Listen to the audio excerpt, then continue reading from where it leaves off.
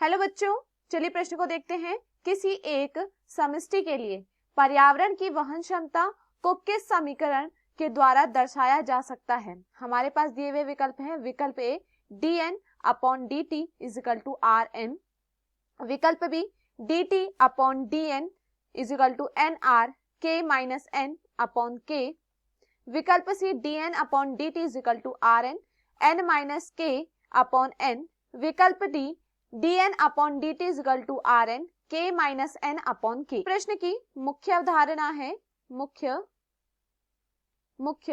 अवधारणा, इस प्रश्न की मुख्य अवधारणा है लॉजिस्टिक। इस प्रश्न की मुख्य अवधारणा है लॉजिस्टिक वृद्धि। देखिए, अगर बात की जाए लॉजिस्टिक वृद्धि के विषय में तो देखिए यह क्या होती है। यहाँ पर जो संसाधन होते हैं वह क्या होते हैं? सीमित होते हैं। यहाँ पर संसाधन कैसे होते हैं? सीमित संसाधन होते हैं। तो देखिए सीमित संसाधन क्या करते हैं? सीमित संसाधन यह किसी एक जनसंख्या के आकार को निर्धारित करते हैं। सीमित संसाधन जनसंख्या के आकार को निर्धारित करते हैं।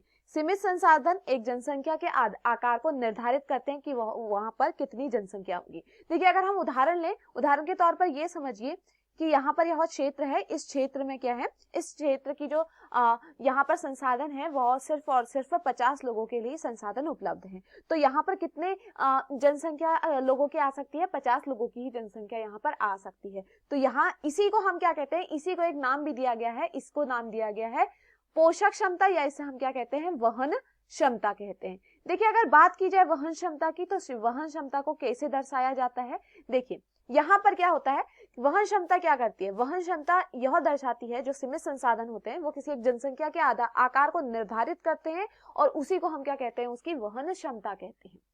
अगर मैं यहाँ पर कह रही हूँ कि यहाँ पर क्या है, सीमित जो संसाधन है 50 लोगों के लिए है, तो ये 50 क्या है? यह 50 इसकी क्या है? वहन क्षमता है कि यहाँ पर 50 लोग ही आ सकते हैं। यह इसकी क्या है? वहन क्षमता है। देखिए, अगर हम देखें वहन क्षमता को किससे दर्शाया जाता है, तो देखिए वहन क्षमता का जो सूत्र होता है वह होता है dn upon dt is equal to rn। देखिए यह सूत्र किसका है? यह सूत्र होता है एक्सपोनेंशियल का, जहां पर संसाधन क्या होते हैं? असीमित, लेकिन यहाँ पर संसाधन क्या है? सीमित। तो यहाँ पर देखिए क्या जुड़ जाता है? यहाँ पर हो जाता है वहन क्षमता माइनस जनसंख्या बटे वहन क्षमता।